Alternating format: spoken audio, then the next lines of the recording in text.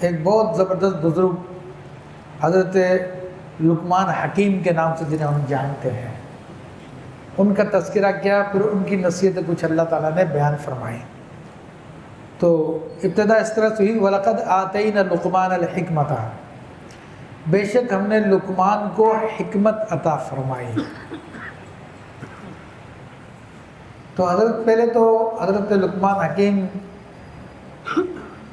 رضی اللہ تعالیٰ عنہ کا میں ذکر کرتا ہوں کہ لقمان حکیم، یہ ان کا نام لقمان ہے، اور دو واسطوں سے بعض نے کہا کہ یہ ابراہیم علیہ السلام کی اولاد میں سے ہیں، اور بعض علماء نے کہا کہ یہ ایوب علیہ السلام کے بھانجے تھے، بعض نے کہا کہ ان کی خالہ کے بیٹے تھے۔ تو مختلف قسم کی باتیں ان کے بارے میں ہیں۔ بنی اسرائیل سے ان کا تعلق تھا، مگر ان کا یہ تھا کہ ان کا رنگ سیاہ تھا اور ہونٹ موٹے موٹے تھے، ظاہری طور پہ ان میں کوئی خوبصورتی نہیں تھی، مگر اللہ تبارک و تعالیٰ نے ان کو علم و حکمت عطا فرمایا۔ اور لوگ تو حکمت صرف یہی سمجھتے ہیں دوائیاں دینے کا نام، لیکن حکمت وہ نہیں، وہ میں انشاءاللہ اس کی وضاحت کرتا ہوں۔ تو اس میں بھی بڑے ماہر تھے یہ، لیکن اللہ تبارک و تعالیٰ نے ان کو اختیار دیا تھا، بہت عبادت گزار تھے، اور کہتے ہیں کہ انہوں نے تقریباً 1000 نبیوں کو تعلیم دی، پڑھایا، اور خود 1000 نبیوں سے سیکھے ہیں، کیونکہ ابراہیم علیہ السلام کی اولاد میں سے ہے نا، تو ابراہیم علیہ السلام کی اولاد میں تقریباً 4000 انبیاء گزرے ہیں، اس لیے ان کو ابو الانبیاء کہا جاتا ہے۔ تو یہ بات پاسبل ہے ان کے لیے، تھے بھی بنی اسرائیل کے۔ اچھا، ان کی عمر کہتے ہیں 1000 سال ہوئی۔ تو بہرحال اللہ تبارک و تعالیٰ نے ان کو اختیار عطا فرمایا کہ نبوت لے لو یا حکمت لے لو، بعض نے کہا کہ خلافت لے لو یا حکمت لے لو۔ تو حضرت لقمان حکیم رحمۃ اللہ تعالیٰ علیہ نے حکمت کو چنا۔ جب فرشتوں نے ان سے پوچھا، کہ فرشتوں کی یہ آواز سنتے تھے، دیکھا نہیں تھا انہوں نے اس وقت، ان کو آواز سنتے تھے، تو فرشتوں نے پوچھا تم نے ایسا کیوں کیا؟ تو کہا اصل میں اللہ نے مجھے اختیار دیا، اگر میں اپنے اختیار سے خلافت لیتا، بادشاہت لیتا، تو پھر اللہ کی مدد میرے ساتھ شامل نہیں ہوتی، اور مجھے خود یہ سارے کے سارے کام کو چلانا پڑتا، اور یہ بڑا مشکل کام ہے لوگوں میں انصاف کرنا، اور لوگوں میں انصاف نہ کرے تو انسان پھنس جاتا ہے۔ تو آج جس طرح لوگ عہدے کے لیے الیکشن لڑتے ہیں، سب کچھ کرتے ہیں، تو ان کو پتہ نہیں ہے کہ یہ کتنی خطرناک چیز ہے، کہ جو عہدے لے رہے ہیں کل قیامت کے دن ان کے بارے میں ہم سے جب پوچھا جائے گا کہ تم نے حق ادا کیا نہ کیا، تو اکثر لوگ پھنس جائیں گے۔ تو اس سے تو اللہ کے نبی بچ پاتے ہیں، یا وہ اللہ کے ولی یا خاص بندے کے جن کو اللہ کی طرف سے اپوائنٹ کیا جاتا ہے۔ تو کہا کہ چونکہ اس میں میرا اختیار شامل ہو جاتا، تو اس لیے میں نے وہ چیز نہیں لی کہ اس کے باس پلس بہت زیادہ ہے، تو میں نے حکمت لے لی۔ آپ رحمۃ اللہ تعالیٰ علیہ حکمت لی، حکمت سے کیا مراد ہے؟ دیکھیں، حکمت سے متعلق بزرگوں نے بہت کلام کیا، کہ بعض نے کہا کہ حکمت وہ علم ہے کہ جس کے مطابق انسان عمل کرے، جس کے مطابق عمل کیا جائے، اور بعض نے فرمایا کہ حکمت معرفت اور اصابت فی الامور، یعنی ہر معاملے میں صحیح قدم اٹھانا اس کا نام ہے۔ اور یہ بھی کہا گیا کہ حکمت ایک ایسی شے ہے کہ اللہ جس کے دل میں رکھتا ہے اس کے دل کو روشن کر دیتی ہے۔ جیسے قرآن میں نے فرمایا کہ جس کو حکمت دی گئی اس کو خیر کثیر عطا کر دیا گیا۔ دوسرے لفظوں میں آپ دانائی، سمجھداری کہہ سکتے ہیں، مگر یہ دانائی اور سمجھداری، دنیاوی دانائی اور سمجھداری کی بات نہیں کر رہا، یہ دانائی اور سمجھداری وہ ہے جو آخرت کو ترجیح دینے والی ہو، جو آخرت کی تیاری کراتی ہو۔ اور اس کے لیے فقہاء نے فرمایا کہ حکمت یہ ہے کہ نفس کے لیے کیا چیزیں ضروری ہے کرنا، اور کن چیزوں سے اس کو بچنا چاہیے، ان چیزوں کے جاننے کا نام حکمت ہے، اور اسی کو فقہ بھی کہتے ہیں۔ تو حضرت لقمان حکیم رحمۃ اللہ تعالیٰ علیہ یہ بہت بڑے فقیہ بھی تھے، اور حضرت داؤد علیہ السلام کے زمانے تک ہی فتویٰ لکھتے رہے تھے۔ پھر جب داؤد علیہ السلام کا زمانہ آیا تو انہوں نے پھر فتویٰ نہیں لکھا، اور قاضی بھی تھے، لوگوں میں فیصلہ بھی کرایا کرتے تھے۔ ان کا بیٹا اور اس کی بہو وہ دونوں مسلمان نہیں تھے، تو پھر یہ ان کو تبلیغ کرتے رہے، اور وہ تبلیغ کے الفاظ آگے آ بھی رہے، پھر ان کے وہ بیٹا اور بہو دونوں مسلمان ہو گئے تھے وہ بھی۔ اور بات بڑی زبردست کیا کرتے تھے، کسی نے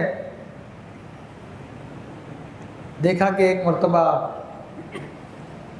لوگوں میں واز کر رہے ہیں، گفتگو کر رہے ہیں، لوگوں کا رش لگا ہوا، تو ایک آدمی آیا، چلے تم وہی تو نہیں ہو جو بکریاں چرایا کرتے تھے؟ کہا میں وہی ہوں، مگر اللہ نے مجھے حکمت عطا فرمائی۔ حکمت اللہ کی طرف سے عطا کی جاتی ہے۔ کہتے ہیں کہ یہ سوئے رات کو تو جبریل علیہ السلام نے رات میں ان کے دل میں حکمت ڈال دی، جب صبح اٹھے کلام کرنے لگے تو ساری دنیا حیران رہ گئی کہ کیسا زبردست کلام کر رہے ہیں۔ بعض نے کہا کہ آپ درزی تھے، بعض نے کہا کہ آپ بڑے ہی تھے، بہرحال کوئی بھی پیشہ آپ نے اختیار کیا ہوا تھا، لیکن علم و حکمت کا تعلق اس بات سے نہیں ہے کہ کوئی بندہ کیا کام کاج کر رہا، اور نہ اسلام میں اس کی کوئی اہمیت ہے کہ کوئی بڑا بزنس مین ہو تو وہ عزت دار ہوگا اور غریب آدمی کی عزت نہیں، ایسا کوئی نہیں ہے، اسلام میں ایسا نہیں ہے۔ اسلام میں چاہے چھوٹا کام کر رہا ہو چاہے بڑا بزنس مین ہو، سب کی عزت برابر ہے۔ اس لیے نماز اس بات کو بتاتی ہے کہ ایک ہی صف میں کھڑے ہو گئے محمود و ایاز، نہ رہا کوئی بندہ نہ کوئی بندہ نواز۔ تو اسلام تو یہ برابری کا درس دیتا ہے۔ یہ ہمارے لوگ ہیں جو ان باتوں کے اندر بڑا انٹرسٹ رکھتے ہیں اور لوگوں کو اسی بات سے تولتے ہیں کہ کون کیا کر رہا ہے، کون سی نسل سے تعلق رکھتا ہے، تو یہ جاہلیت کی باتیں ہیں۔ تو بہرحال حضرت لقمان حکیم کا اللہ نے ذکر کیا اور فرمایا کہ ہم نے لقمان کو حکمت عطا فرمائی، انشکر للہ، کہ اللہ کا شکر ادا کر۔ تو یہ ایک حکم ہے، حضرت لقمان حکیم رضی اللہ تعالیٰ کو حکم دیا گیا کہ اللہ کا شکر ادا کریں، اور شکر کیوں ادا کریں اس کی حکمت بتا دی۔ وَمَن يَشْكُرْ فَإِنَّمَا يَشْكُرُ لِنَفْسِهِ، اور جو شکر ادا کرتا ہے تو بے شک وہ اپنے ہی لیے شکر، اپنے بھلے کے لیے شکر ادا کرتا ہے، یعنی اس کا اللہ پہ کوئی احسان نہیں ہے۔ فرمایا کہ وَمَن كَفَرَ فَإِنَّ اللَّهَ غَنِيٌّ حَمِيدٌ، اور جو ناشکری کرے تو بے شک اللہ بے پرواہ ہے اور سب خوبیوں والا ہے، حمد والا ہے، اس کی حمد کی جاتی ہے۔ تو عزیزان محترم، یہ کامیابی کا بہت بڑا راز اس آیت طیبہ میں بتا دیا گیا ہے، اور اکثر لوگ اس سے غافل ہیں، اکثر لوگ ناشکری میں لگے ہوئے ہیں، شکر کی طرف توجہ نہیں کرتے ہیں۔ اگر لوگ شکر کریں تو ان کی نعمتوں میں اضافہ ہو جائے گا، ان کے پاس جس نعمت کا شکر ادا کریں اللہ تعالیٰ وہی اس کو زیادہ عطا فرمائے گا۔ اور معلوم ہونا چاہیے کہ شاذلی طریقت کی بنیاد شکر ہے۔ قطب الأقطاب غوث الغواص سیدنا امام ابوالحسن شاذلی رحمۃ اللہ تعالیٰ علیہ نے اپنے مریدین کو یہ راستہ بتایا، اور یہ وہ راستہ ہے جو بہت جلد بندے کو اللہ تعالیٰ تک پہنچا دیتا ہے۔ آپ رحمۃ اللہ علیہ کے بارے میں مشہور واقعہ آپ کا کہ آپ نے فرمایا، اے میرے بیٹے، پانی پینا ہو تو ٹھنڈا پانی پی، کہ گرم پانی پیے گا تو مرے دل سے کہے گا الحمدللہ، لیکن ٹھنڈا پانی پیے گا تو پھر خوش دلی سے تیرے جسم کا ایک رواں رواں الحمدللہ کہے گا۔ آپ بہترین لباس پہنتے تھے، تو کسی گزری والے فقیر نے آ کے اعتراض کیا آپ پر کہ شیخ ان کپڑوں میں تو اللہ کی عبادت نہیں کی جا سکتی۔ آپ نے اس کو گدڑی پکڑ کے فرمایا کہ شیخ ان کپڑوں میں بھی اللہ کی عبادت نہیں ہو سکتی، تیرے کپڑے کہتے ہیں کہ میں فقیر ہوں، غریب ہوں، مسکین ہوں، مجھے کچھ دے دو، اور میرے کپڑے کہتے ہیں مجھ پہ اللہ کا بڑا کرم ہے، مجھے تمہارے مال کی ضرورت نہیں ہے۔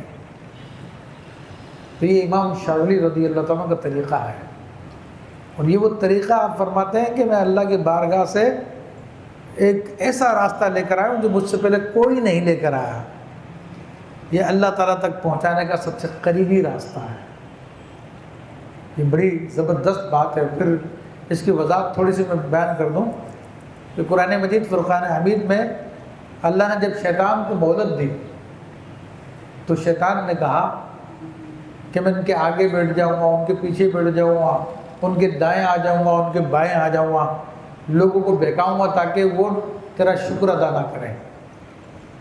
تو حضرت احمد بن عطا اللہ اسکندری الشاذلی رحمۃ اللہ علیہ ارشاد فرماتے ہیں کہ اللہ کے نزدیک پہنچنے کا اگر شکر سے زیادہ کوئی آسان راستہ ہوتا اور کوئی اہم راستہ ہوتا تو شیطان اس راستے پہ آ کے بیٹھتا، لیکن اس کو پتہ تھا کہ اللہ تک پہنچنے کا سب سے آسان اور اہم ترین راستہ یہ شکر کا راستہ ہے۔ تو اس نے کہا کہ میں لوگوں کو ناشکرہ بنا دوں گا کہ لوگ شکر ادا نہیں کریں گے۔ تو یہ وہ راستہ ہے، اور جاننا چاہیے کہ شکر جو ہے یہ اہل جنت کی عبادت ہے۔ اس کے مقابلے میں دوسرا راستہ صبر کا راستہ ہے، تو وہ اہل جنت کی عبادت نہیں ہے۔ تو شکر کا خاص مقام ہے۔ ہاں، اللہ کی نعمت پہ شکر ادا کیا جائے گا، اور جو اللہ تعالیٰ کی طرف سے آزمائش آتی ہے اس پہ صبر کیا جائے گا۔ شکر کا مطلب یہ نہیں ہے کہ آپ صبر کو چھوڑ دیں۔ عبادت کرتے ہیں، اس میں محنت کرنی پڑتی ہے، سردیوں کے موسم میں ٹھنڈے پانی سے وضو بھی کرنا پڑتا، گرم گرم بستر بھی چھوڑنا پڑتا، اس پہ صبر ہے۔ لیکن اللہ جو نعمت دے رہا ہے اس کو پہچان کے ان پر شکر ادا کریں۔ اب شکر جو ہے پھر 3 طرح سے ہوتا ہے۔ شکر زبان کے ذریعے ہوتا ہے، شکر اپنے عمل کے ذریعے ہوتا ہے، اور شکر اپنے قلب سے ہوتا ہے، دل سے ہوتا ہے۔ تو زبان کے ذریعے شکر کرنا، الحمدللہ کہنا، اللہ کی نعمت کو بیان کرنا کہ مجھ پہ اللہ کا فضل ہے، مجھ پہ اللہ کا کرم ہے الحمدللہ، اور اپنے اعمال کے ذریعے شکر ادا کرنا تو یعنی اللہ تعالیٰ کی عبادت کرنا، اور اپنے دل سے شکر ادا کرنا تو اللہ کی نعمتوں پہ نظر رکھنا کہ یہ سب کچھ ہے میرے پاس، یہ اللہ کی نعمت ہے میرے پاس۔ ہمارے پاس اکثر لوگ آتے ہیں یا فون آتے ہیں، اور خواتین میں تو بہت زیادہ یہ بات پائی جاتی ہے کہ ساری زندگی عذاب میں گزر رہی ہے اور بہت پریشانی میں سارے معاملات گزر رہے ہیں، کوئی خوشی دیکھنے کو نہیں ملتی۔ تو ان سے پوچھا جائے تو اندھی ہے یا تو اندھا ہے، تو بہرا ہے، تو لنگڑا ہے، تو لولا ہے، تو گونگا ہے، تیرے کو کون سا کینسر کا مرض ہو گیا ہے؟ اگر نہیں، کچھ بھی نہیں ہے۔ تو بیوقوف، اتنی ساری نعمتیں اللہ نے تجھے دی ہوئی تو ان پہ تو شکر ادا نہیں کر رہا۔ 1-2 جگہ تیرے کوئی گوٹ پھنس گئی ہے، تیرا معاملہ پھنس گیا تو تم اس کو لے کر پوری سب نعمتوں کی ناشکری کر رہا ہے۔ تیرا شکر، میں نے کوئی نعمت دیکھی نہیں ہے، خوشی دیکھی نہیں ہے میں نے۔ تو یہ شیطان کی چال میں آئے ہوئے لوگ ہوتے ہیں جو اس قسم کی باتیں کرتے ہیں۔ تو دل اس بات پہ غور کرتا ہے تو پھر اللہ کی نعمتوں کو پہچانتا ہے۔ جب اللہ کی نعمتوں کو پہچانتا ہے تو پھر زبان سے پھر شکر کے کلمات نکلتے ہیں، بدن پہ پھر عبادت طاری ہوتی ہے اور اللہ کی عبادت کرتا ہے۔ تو یہاں پر سب سے کامیابی کا راز بتا دیا گیا ہے، اور پھر قرآن میں لَئِن شَكَرْتُمْ لَأَزِيدَنَّكُمْ، تم اگر شکر ادا کرو گے تو میں تمہاری نعمتوں میں اضافہ کروں گا۔ ایک بڑا اچھا واقعہ ہے، ٹائم تو زیادہ ہونا، لیکن اس کو بتانے سے شاید بہت سارے لوگوں کو ترغیب مل جائے گی، ناشکری کی عادت ختم ہو جائے گی۔ وہ کہتے ہیں کہ موسیٰ علیہ السلام ایک مرتبہ کوہ طور پہ تشریف لے جا رہے تھے، تو ایک بہت ہی غریب و فقیر آدمی بنی اسرائیل کا آپ کو ملا اور کہنے لگا کہ موسیٰ علیہ السلام سامنے آ جائے، شاباش، یہاں پہ اس طرف آ رہے ہیں، جو آ رہے سامنے کی طرف آ رہے ہیں۔ تو کہنے لگا کہ موسیٰ علیہ السلام آپ کوہ طور پہ اللہ کی بارگاہ میں جا رہے ہیں، تو اللہ تعالیٰ کی بارگاہ میں جا کے عرض کرے کہ میں بہت غریب ہوں، کلاش ہوں، فقیر ہوں، مجھے کچھ دے۔ آپ نے کہا ٹھیک ہے۔ پھر آگے گئے تو ایک آدمی ملا جس کے پاس بڑا مال تھا، دولت تھی۔ اس نے کہا کہ موسیٰ علیہ السلام میں تو اس دولت سے تنگ آ گیا ہوں۔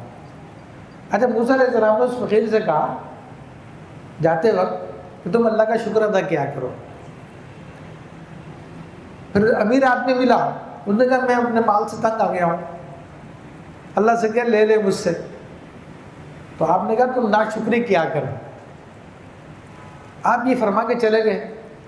ٹھیک ہے، ایک عرصے کے بعد جب کوئی طور سے واپس آیا تو اس امیر آدمی کو دیکھا کہ وہ پہلے سے زیادہ امیر ہو گیا، اور جناب اس کے لنگر چل رہے ہیں، لوگوں کو کھلا رہا ہے۔ اور تو اس نے جب موسیٰ علیہ السلام سے ملاقات ہوئی تو آپ نے پوچھا کہ کیا ہوا؟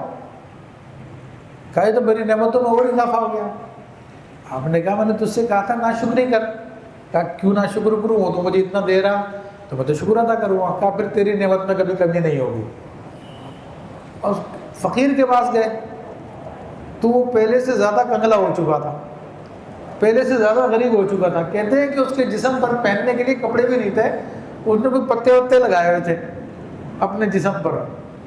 موسیٰ علیہ السلام کو دیکھ کے ہی بھڑک اٹھا اور کہنے لگے کہ موسیٰ علیہ السلام میں نے آپ سے کہا تھا کہ اللہ کی بارگاہ میں میری سفارش کرے جا کر۔